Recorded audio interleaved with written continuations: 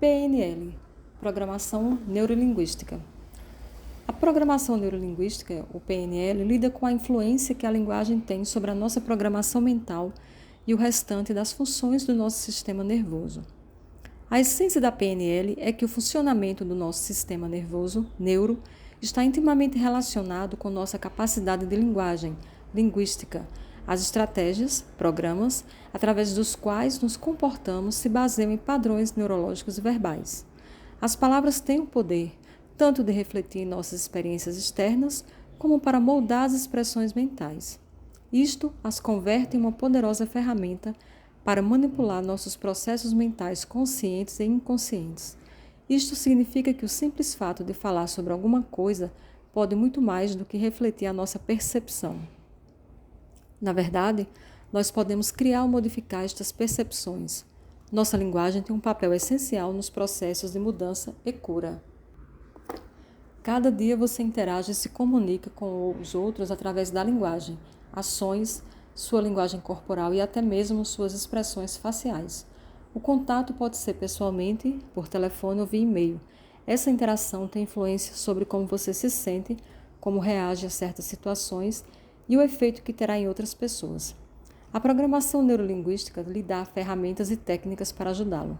Comunicar-se eficazmente, automotivar-se e motivar os outros, pensar positivamente, criar ações que façam a diferença.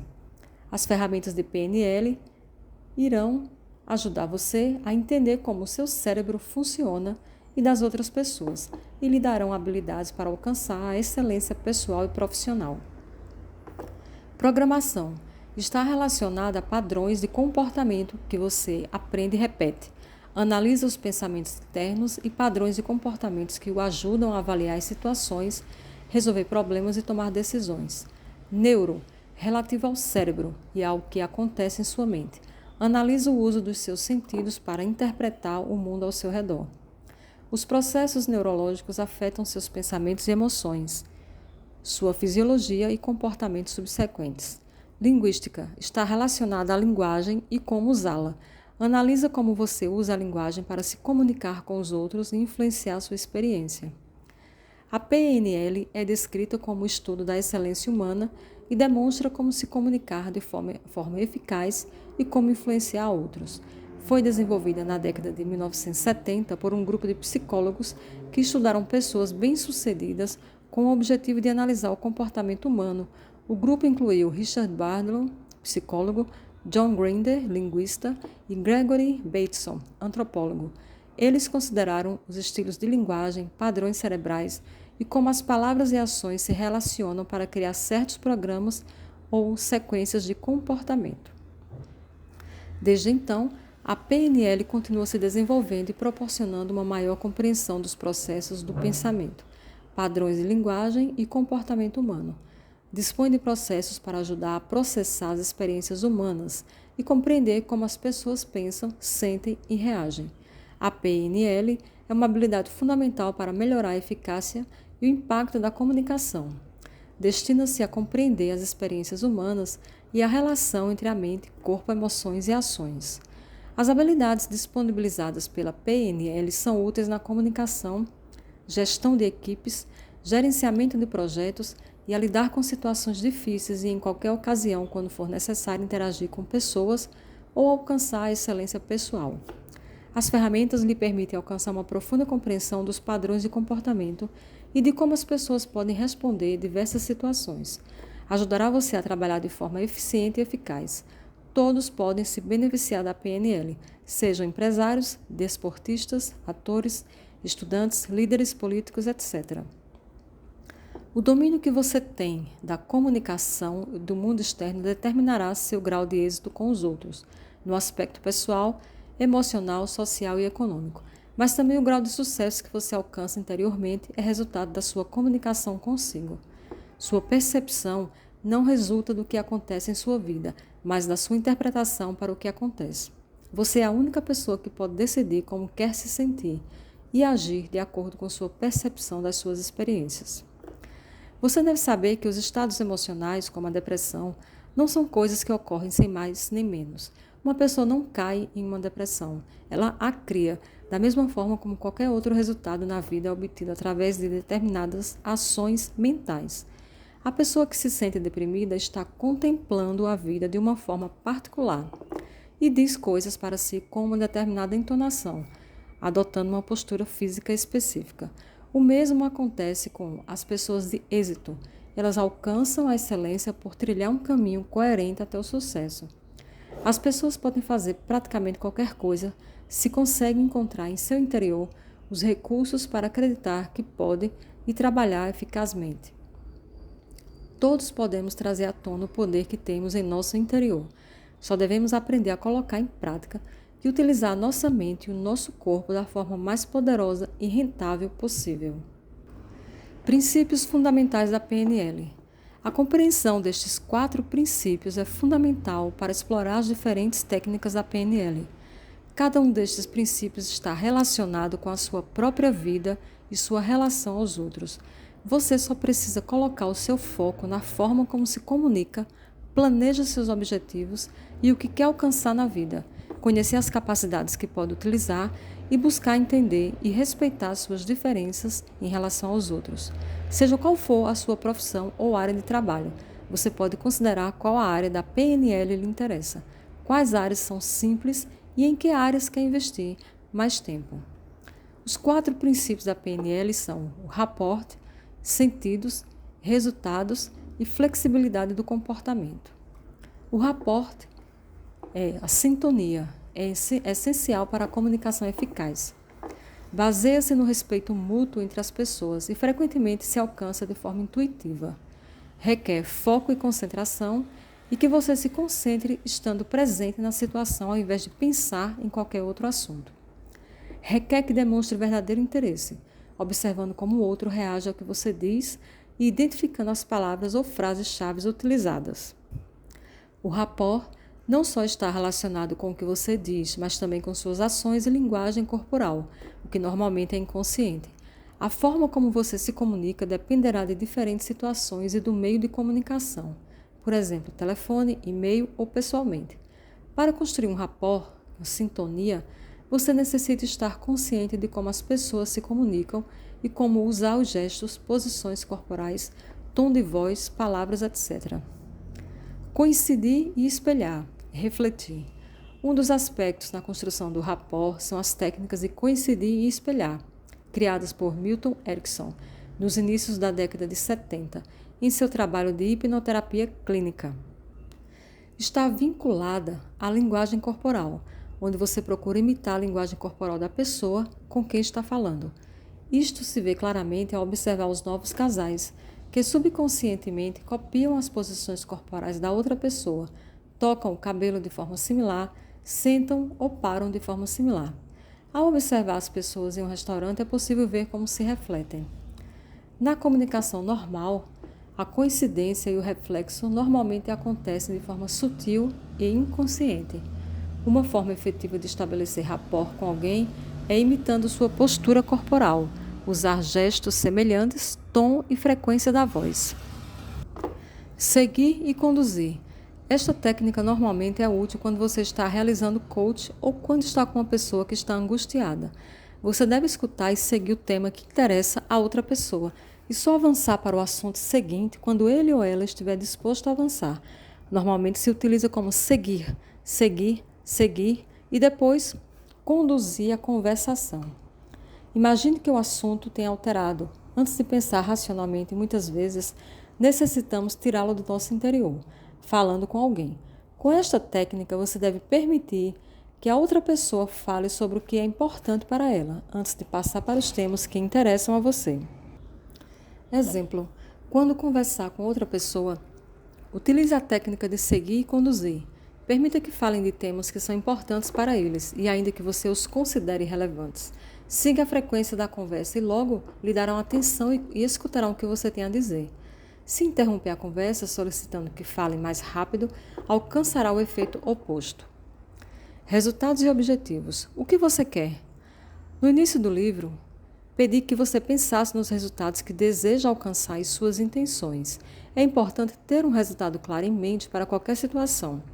Isto lhe permite começar a processar as informações em seu subconsciente, como se tivesse um radar para detectar qualquer informação que lhe será útil. Um resultado claro assegura que você poderá focar seus pensamentos e comunicações subsequentes de forma apropriada e eficiente. Também o ajudará a tomar as decisões corretas. Especificar seus resultados requer separar um tempo para considerar seus objetivos, o que quer alcançar e dizer que é importante para você, o que vai ganhar e como irá relacionar isso com o restante de sua vida profissional e pessoal. Muitas pessoas especificam seus objetivos e se perguntam por que não alcançam. Com frequência, porque se concentram no que não podem fazer, em vez de concentrar-se no que podem fazer para alcançar sua meta. Você deve saber que o único limite que pode ter em sua vida é o tamanho da sua imaginação e o nível de seu compromisso para torná-la real. Objetivos grandiosos produzem uma enorme motivação.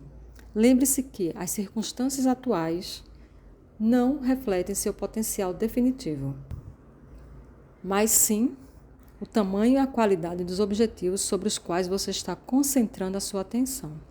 Geralmente eu sei que estabeleci um objetivo perfeito quando me parece impossível alcançar, mas ao mesmo tempo, a possibilidade de alcançá-lo gera uma espécie de entusiasmo alucinante. Para encontrar essa inspiração e alcançar essas metas impossíveis, é preciso anular os nossos sistemas de crenças sobre o que somos capazes de alcançar. Cada objetivo estabelecido deve ser imediatamente seguido pelo desenvolvimento de um plano e por uma tomada de medidas em grande escala e de forma consistente, que leve à sua realização. A ausência de qualquer tensão ou pressão, muitas vezes, gera um sentimento de tédio e a experiência de vida monótona, de que tanta gente se queixa. Lembre-se que os nossos níveis de estresse são autoinduzidos, por isso devemos induzi-los de forma inteligente. Às vezes, precisamos crer que nossas decepções podem ser verdadeiras oportunidades disfarçadas. A persistência move-se sobre o talento como o recurso mais valioso e eficaz para criar e configurar uma vida de qualidade. Se existe uma outra habilidade que vejo nos campeões, é um nível incrível de persistência. Mudam sua abordagem quantas vezes for necessário, mas não abandonam seu foco principal. Pense, que tipo de pessoa tenho que me tornar para alcançar tudo o que eu quero? Sistemas de representação ou sentidos. Existem 5 sentidos principais: visão, audição, tato, paladar e olfato. Usamos nossos sentidos para interpretar o mundo ao nosso redor. Normalmente, a comunicação é mais eficaz quando utilizamos todos os nossos sentidos. Eles nos ajudam a avaliar situações, analisar eventos e interpretar o ambiente ao nosso redor. Ainda que a maioria de nós temos estes 5 sentidos, interpretamos de forma distinta. Algumas pessoas, por exemplo, amam o cheiro do café e outras não suportam. A PNL nos ajuda a entender como as pessoas interpretam o mundo e quais são os seus sentidos preferidos. Considere um jardim. Uma pessoa pode amar o cheiro da grama molhada, enquanto que outra pode preferir o perfume das flores. E uma terceira pessoa pode preferir escutar o canto dos pássaros. Uma mesma cena pode significar coisas diferentes para pessoas diferentes, dependendo do sentido preferido de cada um. Visual. O que vemos? Imagens, usando cores e decoração, preferência pelas informações apresentadas graficamente. Auditivo. O que ouvimos? Sons, vozes, músicas, processa as informações apresentadas verbalmente. Sinestésico. O que sentimos ao tocar? Preferência por tocar e experimentar as coisas pessoalmente. Aprende bem fazendo. Gustativo. O que saboreamos? Respostas relacionadas a refeições e bebidas. Olfativo. O que cheiramos? Vinculado a cheiros e recordações. O sentido olfativo age diretamente no sistema límbico mais rápido que todos os outros sentidos. Pensa-se que as mulheres são 1000 vezes mais sensíveis aos aromas do que os homens. Na comunicação diária são usados com maior frequência os 3 primeiros sentidos: visual, auditivo e sinestésico. Falar com alguém usando a linguagem do sentido preferido dessa pessoa aumenta o rapport e melhora a comunicação. Entendeu o poder? Pessoas predominantemente visuais são aquelas que capturam ou percebem o mundo através principalmente do sentido da visão. É comum que sejam pessoas muito disciplinadas, tanto na vida pessoal como profissional. São muito conscientes de sua aparência e podem parecer hipercinéticos, já que sempre estão fazendo algo. Quando falam e pensam, têm a tendência de mover os olhos para cima e a se expressar usando termos que se referem ao sentido da vista. Por exemplo, veja a respeito, posso imaginar. Pessoas predominantemente auditivas são pessoas que aparentemente são mais calmas e serenas que os visuais. Quando falam e pensam, tendem a mover os olhos para os lados, ou seja, em direção aos ouvidos, e tendem a se expressar usando termos que se referem ao sentido da audição. Por exemplo, ouço o que está dizendo. Pessoas predominantemente sinestésicas são pessoas particularmente descontraídas, preferem vestir roupa confortável a estar na moda. Os homens evitam gravatas e as mulheres evitam até mesmo a maquiagem. Preferem os prazeres da vida, as comidas e os perfumes. Quando falam e pensam, tendem a mover os olhos para baixo e para a direita. Tendem a se expressar usando termos que se referem aos sentidos do tato, paladar e olfato. Por exemplo, isto está bem presente.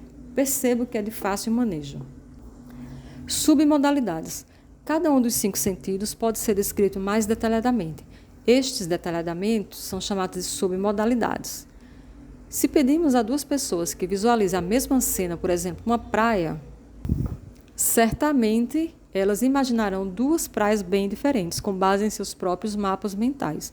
Uma delas verá uma praia colorida, movimentada, ensolarada, e na qual ela se vê, enquanto que a outra pessoa pode imaginar uma praia em preto e branco, estática, e na qual ela não se vê. É possível afinar ou mudar as submodalidades para alterar seus sentimentos ou emoções, quando lidamos com situações positivas ou negativas. Por exemplo, ao mudar uma imagem, seu cérebro de colorido para preto e branco, com menos vida, pode recuar e dissociar-se da emoção. Ou pode adicionar humor a uma situação estressante, imaginando a outra pessoa como um personagem de desenhos animados. Estas mudanças podem ser feitas no momento ou depois, quando recordamos da situação. Lembre-se que seu comportamento não é o resultado de sua capacidade. Mude seu status. Nossa capacidade sempre está presente e o que tem que fazer é se colocar em um estado de espírito acessível. Logo, a maneira como se sente a respeito das coisas mudam instantaneamente, mudando as submodalidades visual, auditivo e sinestésico. Ao conhecer suas próprias submodalidades, você saberá sair de um buraco de espírito limitador e entrar em outro cheio de energia e que lhe transmita segurança. Flexibilidade. Flexibilidade é reconhecer que cada pessoa interpreta as situações através de sua própria percepção, criando assim sua própria realidade. As experiências são individuais e cada pessoa terá sua própria interpretação única dos eventos. Dependerá de como experimenta os sentidos, visão, audição, paladar, tato e olfato, e como interpreta as informações internamente. Cada pessoa cria seu próprio mapa do mundo. As situações também mudam em um ambiente de mudança. Flexibilidade implica em estar aberto para mudar e trabalhar com a dinâmica da mudança, em vez de contra a mudança. Por exemplo, pense em um globo e descreva-o. Qual a cor? Qual o tamanho? Qual a forma? Onde está? Se eu perguntar a pessoas diferentes, elas irão descrever tipos de globos diferentes, com cores diferentes, porque todos têm memórias e ideias distintas em mentes, portanto, têm percepções distintas. A flexibilidade também está relacionada a ter diferentes opções e alternativas, especialmente se falhar na primeira tentativa. Ser flexível lhe permite recolher informações de diversas fontes, de perspectivas e de pontos de vista diferentes. À medida que reúne mais informações, poderá fazer as melhores escolhas. Quando surpreendido ou perturbado por uma atitude, comentário ou inércia de outra pessoa, lembre-se que eles podem estar percebendo a situação de um mapa ou mundo diferente. O simples fato de compreender que podemos nos aproximar de todas as situações com uma perspectiva diferente pode aliviar a ansiedade e nos ajudar a sermos mais tolerantes a situações diferentes e desafiadoras. Cada pessoa tem uma maneira de se preparar para uma reunião e diferentes estilos de comportamento. Esta é a natureza das pessoas. É necessário ter flexibilidade nos negócios e na vida pessoal. Compreender essas diferenças é como reagir a cada uma, é o coração da PNL. Os princípios de persuasão de Cialdini.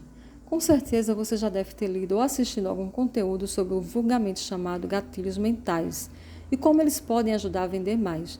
No entanto, por mais que você consuma dezenas de posts sobre autoridade, gatilhos mentais e outras coisas do gênero na internet, nada vai adiantar se você não conhecer a essência do assunto. Pouca gente, na verdade, quase ninguém trata deste assunto pela raiz. O que vemos são apenas galhos, ramos, uma abordagem rasa sobre algo com um valor incrível. E o que seria a raiz? Como cavar mais fundo para encontrá-la? Esse texto trata dos 6 princípios da persuasão, pesquisados e divulgados por Robert Cialdini, um dos mais populares psicólogos comportamentais do mundo.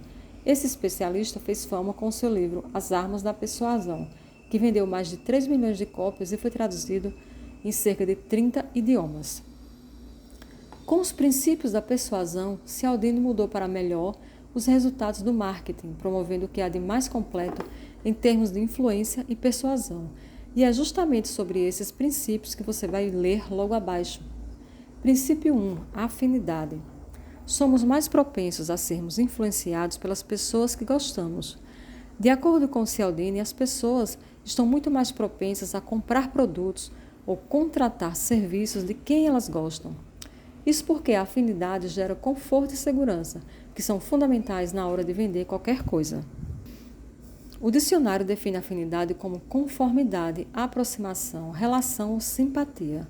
Colocando isso na prática do marketing e das vendas, a afinidade reside na estruturação de uma forma de acordo com o gosto do consumidor. Para tanto, é preciso conhecer como ninguém o seu público-alvo. Um exemplo de afinidade que gerou vendas, mesmo quando o produto perdeu qualidade, é o da Apple. Jobs cativou e fez com que muitos jovens geeks se identificassem com a sua pessoa e com a marca da Apple. Dessa maneira, surgiram os fanboys, que compram tudo de determinada marca pelo simples fato de que é daquela marca. Hoje em dia, a Netflix promove algo parecido com muito sucesso.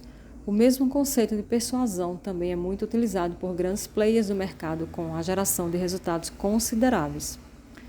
Princípio da autoridade. Quando há uma figura de autoridade maior, é a probabilidade das pessoas agirem de forma obediente, mesmo se essa autoridade for ilegítima. O ser humano, por instinto, está sempre disposto a fazer coisas, mesmo que ele não goste, só porque uma autoridade mandou fazer. Isso acontece porque, culturalmente, o ser humano é condicionado a acreditar que as autoridades detêm todo o conhecimento e poder que ele, mero mortal, jamais conseguirá conquistar ou pelo menos ainda não tem. Para se ter uma ideia da importância deste princípio da persuasão, certa vez foi realizado um experimento em uma universidade norte-americana, cujo objetivo era observar como as pessoas se comportavam mediante as ordens de uma autoridade. A experiência era bem simples. Um ator respondia a perguntas feitas por um cientista, autoridade, e toda vez que ele errava uma, o cientista mandava que o participante apertasse um botão que dava um choque falso no ator. Claro que o participante não sabia que o choque era falso. Então, conforme o ator ia errando as respostas, o cientista mandava dar mais e mais choques, de modo que o ator gritava e chorava de dor. O interessante é que, mesmo assim, a maioria das pessoas continuou dando os choques sob o comando da autoridade. E quando, indagados de seu ato, disseram, não sei, o cientista que estava mandando. Agora, dentro do marketing, a autoridade não é conquistada de outra maneira que não se posicionando como uma e criando provas sociais de sua autoridade em determinado nicho. Só assim é possível convencer, com mais facilidade, os seus prospectos de comprarem seus produtos ou serviços. Princípio 3. Coerência e compromisso. Deveríamos reconhecer que, na maioria das circunstâncias, a coerência é valorizada e versátil. Coerência e compromisso são fundamentais em qualquer área da vida de qualquer pessoa, mas para as empresas isso é ainda mais fundamental. Como Cialdini conta em seu livro, uma dupla de psicólogos canadenses descobriu que a maior parte das pessoas que apostam em cavalos fica mais confiante na vitória depois que adquiriu o bilhete de aposta. Ou seja, mesmo sem mudar o cavalo, a pista ou o hipódromo, o fato é que as pessoas passam a acreditar mais depois de já terem realizado a compra. Isso explica porque a maior parte das empresas tem mais facilidade em vender para velhos clientes do que conquistar novos prospectos. Dentro do marketing, a coerência e o compromisso de uma empresa podem ser medidos e conquistados através de boas experiências com os consumidores que já são clientes e estão satisfeitos com a sua empresa. Por isso que dedicar algum tempo ao pós-venda e ao relacionamento com o cliente é um diferencial enorme para o sucesso de qualquer empreendimento. Princípio 4 da escassez. Menos é melhor e perda é pior. A teoria da escassez ou o princípio da escassez está relacionada a uma ação instintiva que todos nós possuímos. Automaticamente tendemos a gostar e a querer mais as coisas que são raras ou mais incomuns. Um exemplo claro disso é o próprio ouro. Ele não é nada além de um metal, como o ferro. Tudo bem que ele brilha mais. No entanto, isso justifica que a sua grama custe mais de R$100, enquanto o ferro não passa dos 20 centavos? Não. O que justifica é o fato de que o ouro é um metal raro. Não se encontra em qualquer lugar como o ferro. Por isso que usar escassez em frases como as famosas últimas unidades ou só hoje costuma gerar bons resultados nas vendas. Todavia, vale lembrar que esse princípio vai depender também do ambiente em que ele for inserido, ou seja, dependendo do mercado, do produto ou do público, utilizar esse princípio de persuasão terá pouco efeito e, na verdade, pode até pegar mal para a sua empresa. Imagine uma farmácia anunciando que está com os últimos frascos de um remédio para o controle da pressão. Nada a ver, não é? Outra coisa que é preciso considerar na hora de utilizar o princípio da escassez é uma relação à honestidade.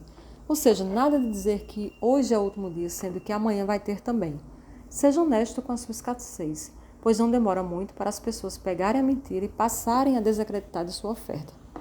Aliás, diga sempre a verdade, não há nada mais poderoso que isso. Princípio 5 é a prova social. Decidimos o que é correto descobrindo o que as outras pessoas acham que é correto. O princípio da prova social, ou princípio número 5, leva em consideração a questão de que as pessoas costumam ver o que todo mundo está fazendo para então fazer igual. Isso acontece por pura herança genética, instintivo. O homem da caverna, que esperava o outro agir e morrer primeiro, sobrevivia para passar os seus genes da imitação, ou não, para frente. É dessa maneira que todos nós estamos condicionados a agir com mais confiança se alguém já fez isso antes de nós. Esse tipo de comportamento é perfeitamente possível de ser replicado no marketing. Um exemplo simples é a inserção de depoimentos de clientes satisfeitos nas páginas da sua empresa, para que outras pessoas entendam que alguém já fez antes e deu certo. Outra prova social bastante interessante é utilizar grandes números. Por exemplo, muitas curtidas em uma página de rede social, ou muitas avaliações positivas dos seus produtos ou serviços nas plataformas e lojas virtuais tendem a influenciar mais pessoas a tomarem atitudes parecidas com as que foram tomadas antes. Esse é outro princípio da persuasão que você pode usar com muita inteligência em suas comunicações em marketing e vendas. Princípio da reciprocidade. A reciprocidade é tão generalizada que, após um estudo amplo, Alvin Gardner, em parceria com outros sociólogos, relatou que todas as sociedades seguem essa regra. O sexto e último princípio da persuasão, da reciprocidade, culturalmente, as pessoas são condicionadas a retribuir os favores que recebem. Pare para pensar por alguns segundos e tente se lembrar de alguma situação em que você foi impulsionado a retribuir algo que fizeram com você.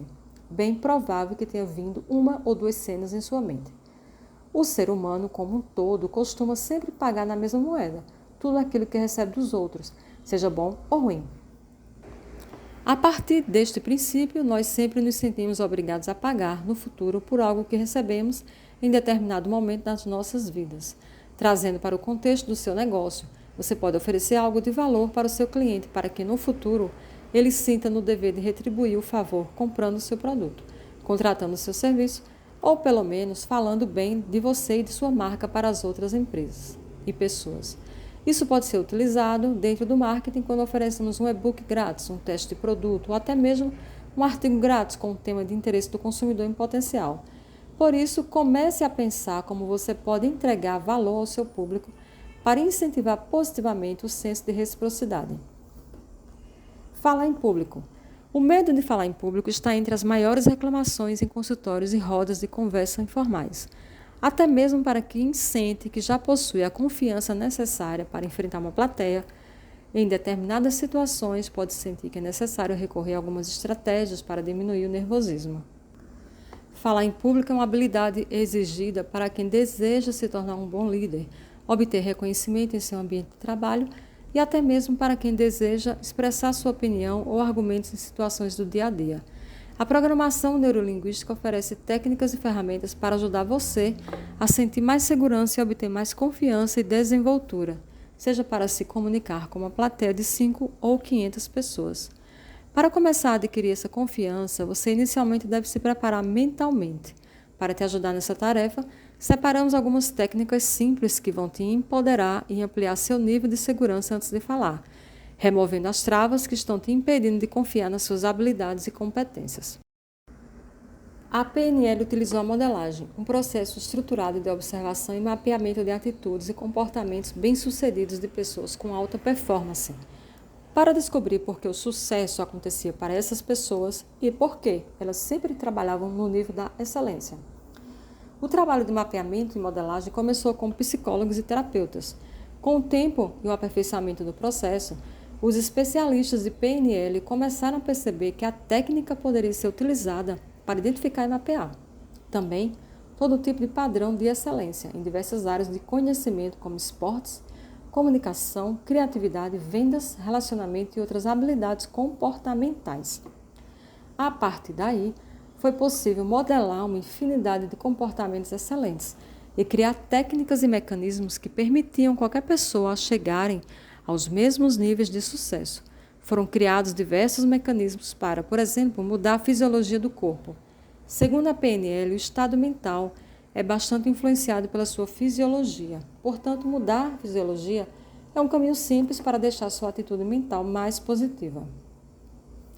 Listaremos algumas técnicas que podem ser utilizadas a fim de se obter êxito na prática da oratória.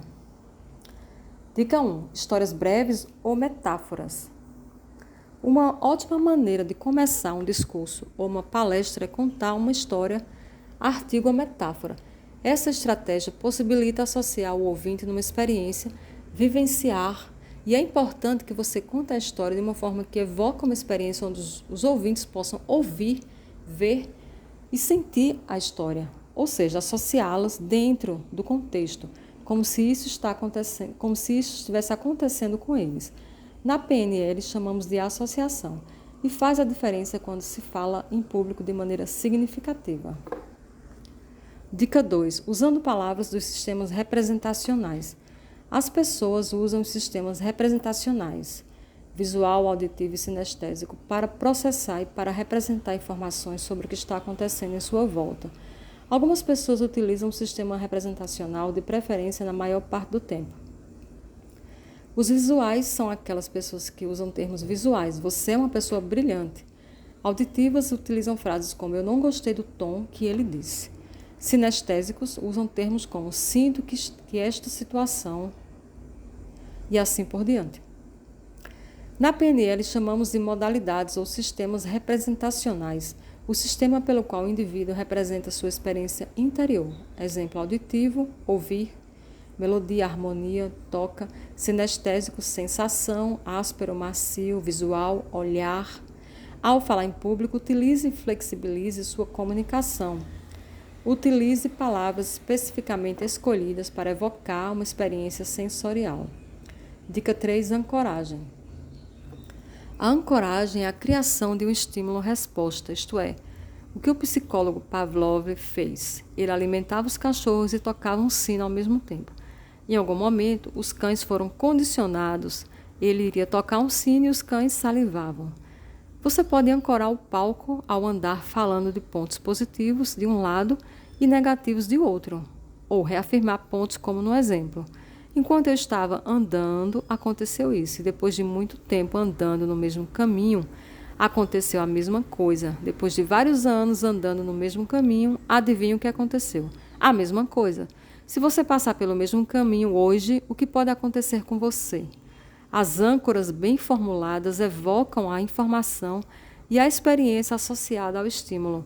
Músicas são uma boa forma de ancorar também. Aproveite. Dica 4. Gestos positivos e negativos.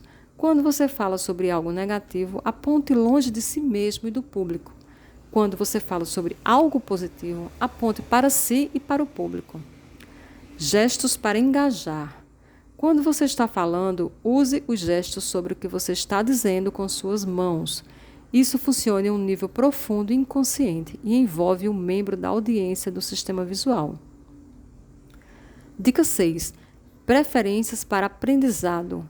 Existem pessoas visuais, auditivos e sinestésicos, como falamos acima. Certifique-se de apresentar sua apresentação não apenas através da fala, mas mostre imagens ou objetos e permita que as pessoas toquem ou façam uma atividade. Foco no como. Dica 7 agora. Foco no como seu discurso inspirará e não em o que você está a dizer. Muitos apresentadores ou palestrantes, quando falam em público, se concentram mais no conteúdo que desejam transmitir, ao invés de como uma pessoa recebe informações. Construa o seu discurso em torno da forma de aprender, em vez de o que isso vai melhorar ainda mais. Além disso, existem pessoas focadas em informações globais e específicas, ou seja, você pode falar bastante, mas saiba também sintetizar. Dica 8. Usar termos genéricos. Utilizar termos genéricos é algo mais fácil para uma audiência assimilar em maioria. Por exemplo, todos podemos concordar que queremos melhorar a educação, queremos ter emoção, queremos ter sucesso e motivação. Facilite a mensagem. Na PNL, chamamos de modelo Milton, nominalização, uma ferramenta que pode ser muito útil para falar em público. Usando termos específicos. Você vai usar somente termos genéricos? Não. Como eles são tão vagos e ambíguos, isso realmente coloca o cérebro em transe. Você precisa que seu público também esteja conscientemente presente e faça o inconsciente consciente.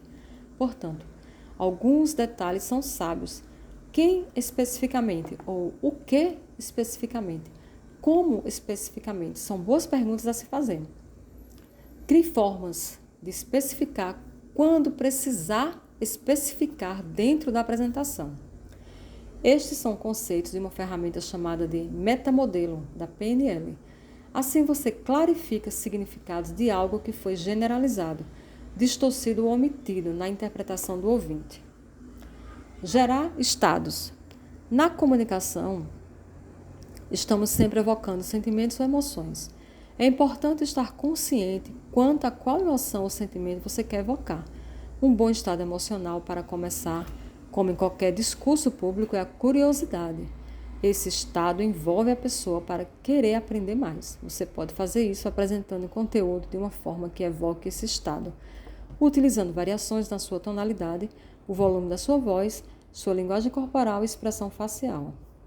Alinhe seu conteúdo com o objetivo ou a mensagem que você quer deixar na mente de seus ouvintes. Flexibilize formas de apresentação para que você consiga transmitir sua mensagem de forma que seja processada e representada na experiência do ouvinte, da forma que planejou e para a maior parte possível do público. Tenho certeza que você que está lendo esse livro, escutando esse áudio, deseja melhorar sua forma de transmitir sua mensagem. A palavra-chave é flexibilidade. A programação neurolinguística te auxilia em todos os momentos de sua vida. Afinal, nosso principal recurso para atingir resultados melhores e enfrentar desafios é a nossa mente. Uma vez que você possui organização mental para saber lidar com seus próprios sentimentos, as tomadas de decisões passam a ser tomadas com clareza e precisão, considerando o que de fato é prioridade para si. Com os métodos certos, você assume a direção de suas emoções para demandar energia ao que realmente importa, refletindo diretamente em suas atitudes e, consequentemente, em seus resultados. Você já se sentiu impotente em alguma situação por não saber qual o próximo passo deve ser dado? Nossa vida é do tamanho da perspectiva que damos a elas. Sua mente é a lente que te faz enxergar as oportunidades ou simplesmente deixá-las passar em branco. É preciso ter uma boa lente, principalmente em momentos desafiadores, onde temos a tendência de nos deixar influenciar por fatores externos e nos esquecemos que o único recurso que está sob nosso controle é nossa mente. Uma mente fluida e equilibrada é capaz de gerar novas possibilidades e soluções, mesmo em momentos de crise e estresse. O único elemento que te impede de ir além é você mesmo. Lembre-se sempre disso.